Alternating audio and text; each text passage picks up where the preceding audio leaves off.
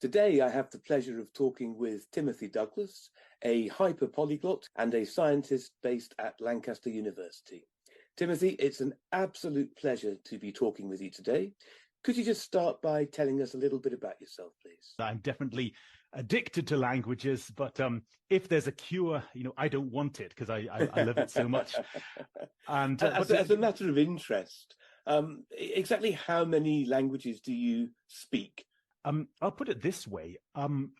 I've made an attempt to learn about 30 languages in my life. You are quite unusual, I would say, as a native English speaker or an L1 English speaker in having even attempted to learn so many languages other than your own or your first language. Just a quick question. How do you do it? Sometimes you just need to know a few words spoken very badly in a language to make a connection with people. And that's what I think the real magic of language is. It's not transmitting information between two people as if we were two emotionless robots, but it's rather making that connection with people, that's showing interest in them and making them want to speak to you. That's where the real power of languages lies.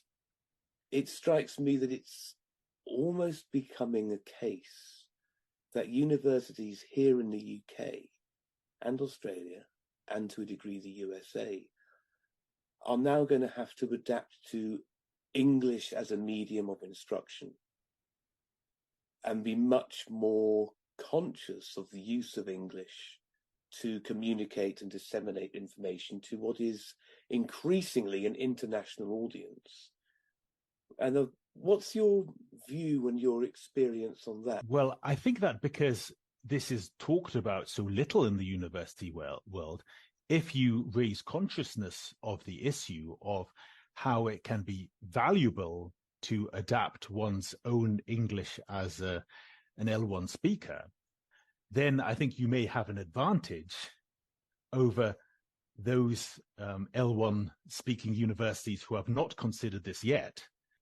So it's a very useful skill. It's a very transferable skill to be able to communicate effectively with diverse audiences. Do you know why British people are a minority within a minority? Why British people are not typical speakers of English? I could hazard some guess, but tell me more. Okay, well, because of English's of popularity as an additional language, the number of people who speak English who have not learnt it as their L1, as their first language, but have learnt it as an L2, as an additional language, they far outnumber the L1 speakers. So worldwide, it's estimated that between 1 and 2 billion people speak English. But if you look at the number of people who speak English as a first language, if you look at the population of the United Kingdom, Republic of Ireland, United States, Canada, Australia, South Africa, New Zealand, etc., and more. And we mustn't forget there were many people who speak also English as a first language who don't come from any of the countries that are traditionally associated with English. There are about maybe 400 million, but they are a minority. And also within this, the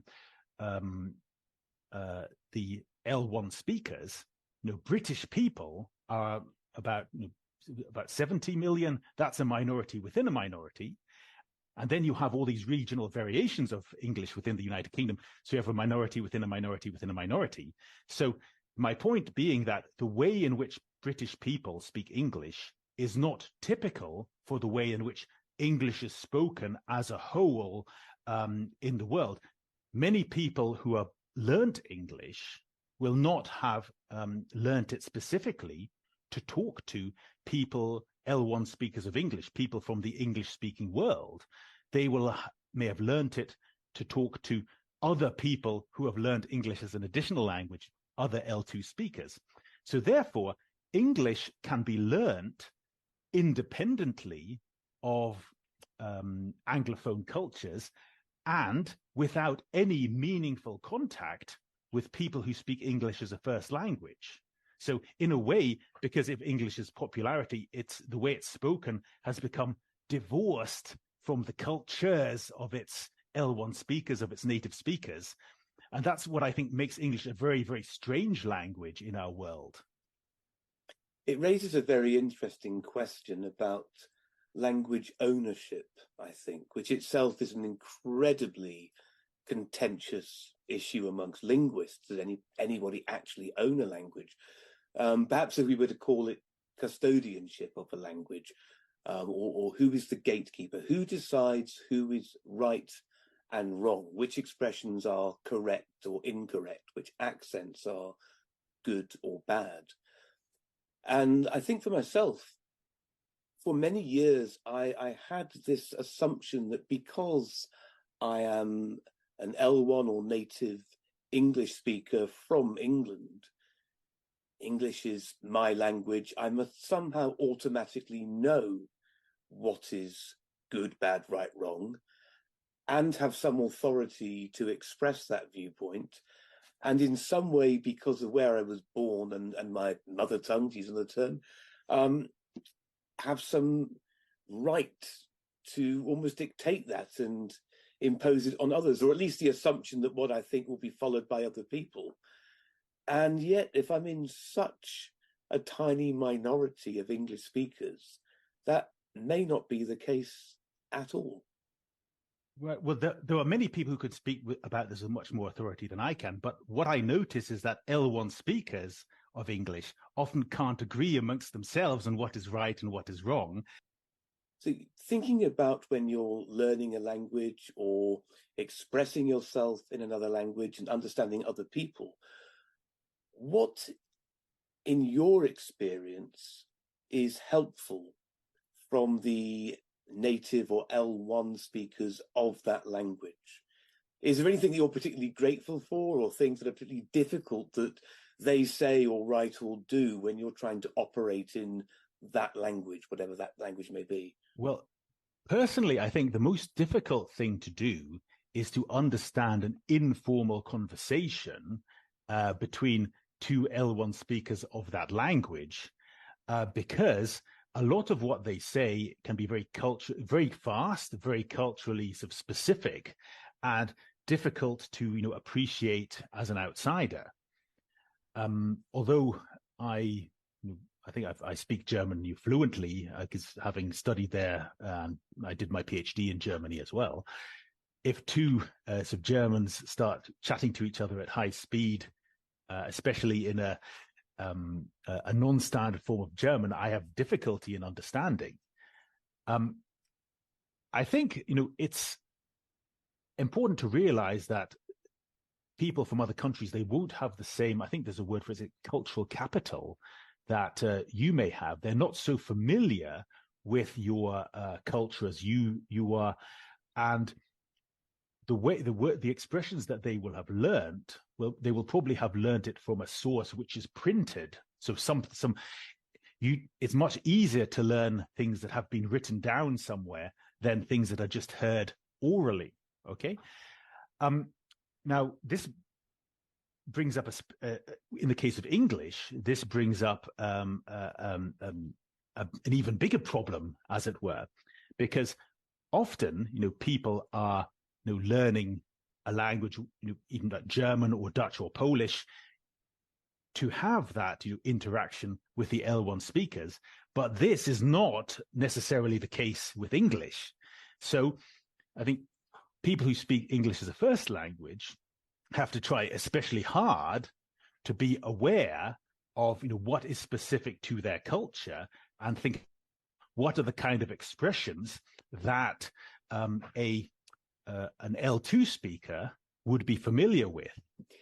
My first real interaction with, in terms of learning language, was actually in South Africa, where I worked or volunteered for a year, and I lived out in the bush, and the language spoken was 𝘱𝗲𝗄. I still can't quite get the click right. I haven't spoken it for a while. Very, very different to English in many respects. It's very similar to Zulu. And I was so grateful that the L1 speakers of 𝘱𝗲𝗄 took the time to slow down when they were speaking with me. And I hadn't realized what a massive difference that actually makes when you're trying to listen and process a language. And funnily enough, that's how I initially got into language teaching. And instinctively, as a language teacher, you know to slow down. But within our culture as L1 English speakers, slowing down, I think, is equated with being patronizing. And I'm talking down to you. I'm speaking slowly. Do you understand? And I think that certainly my experience of working with native English speakers is there's almost a resistance to slowing down a bit when they're speaking English, partly because they don't realize the value of doing so to an L2 speaker, but also within our culture, it feels like we're patronizing people. And I think that that's a skill we have to learn for reasons we have to appreciate. So it's very interesting what you've said about how that speed of speech helped you. And the other thing, or one of the other things that I was reflecting on when you were talking there, you were saying it's really hard when you've got a couple of, let's say, German speakers talking quickly with cultural references in their own language, and you're trying to understand. One of the things we're doing within the aviation sector at the moment is trying to make pilots aware of this, because you can have two pilots talking on the radio in English. They're both native or L1 speakers, and they're okay. But what they're forgetting is that there are a significant number of other pilots and air traffic controllers listening in who are trying to process this as a second language. And therefore the speed of speech and the idioms and the cultural references can then become very, very problematic. So I think your personal experience is something that is replicated amongst many, many people, in fact. I was thinking also about science, because you were saying that people in the scientific community can learn English because of the sheer amount of English they're exposed to in the scientific world. Now, you don't have to comment on this in detail if you don't want to, but what do you make of the recent research that's been published about, I think it's called the manifold cost of being the non-native speaker of English in science? I think you know the paper I'm referring to. Briefly for the listeners, and you're welcome to elaborate more yourself if you would like to. The basic premise of this research is that for non-native speaking scientists, there is a huge overhead in terms of time in being able to communicate in English on scientific matters. And that includes reading, writing, getting journals published, and interacting at conferences. And there's concern that this is putting up a massive barrier, which is not just an ethical problem, but the argument goes that we're now losing people's input and research, which is, put simply, bad for science. I've spoken a lot. I've not really asked you a straight question, but is that something you could talk about and give us your view on? Right. Well, to come back to what you said, may I briefly comment on what you said about speed? Well, personally, I found it good to slow down when I was speaking English because it gave me more time to formulate my thoughts. So actually, I found it was a blessing having to slow down for L2 speakers, because then I could express myself in a more elegant and a clearer manner. Regarding the fear of being patronizing, I don't think that most people think that, speaking in a more standard way is talking down to them. I think being patronizing is when you assume that the other person does not have sufficient intelligence. But as long as, in my opinion, you're speaking at the same intellectual level, whether using, and you're not using idiomatic expressions, or, you're speaking in a more standard fashion, I don't see any problem with that. I mean, I think also communication is the key. You can ask the person, am I speaking too slowly? Am I speaking too quickly? And generally, I think it's appreciated that, you're making an effort to understand the other person's position. What you mentioned about not L2 speakers of English having to invest more time in writing, yes, this is one reason why some of them will be very pleased if they can communicate with you in their own language, without having to do it in English. So that's an extra bonus of, knowing a language. Even if people know a language, they won't always want to speak it. They would, or maybe they're tired, maybe they don't have time. So if they can talk to you in their language, that's an extra reason to work together with you. Yes, I mean, the reason why so much is published in English, and that is for reasons not necessarily connected with science. Publishing, that's also a business, and journals are going to publish in languages which, make them the most money. And I think that although it would be nice if there was a journal, in every single language, that would, for just financial reasons, that is unlikely to happen. But you bring up also the point about how is it fair that everybody has to publish in English, or may the scientific world be losing input because there may be people who don't or can't, who don't want to or can't write in English.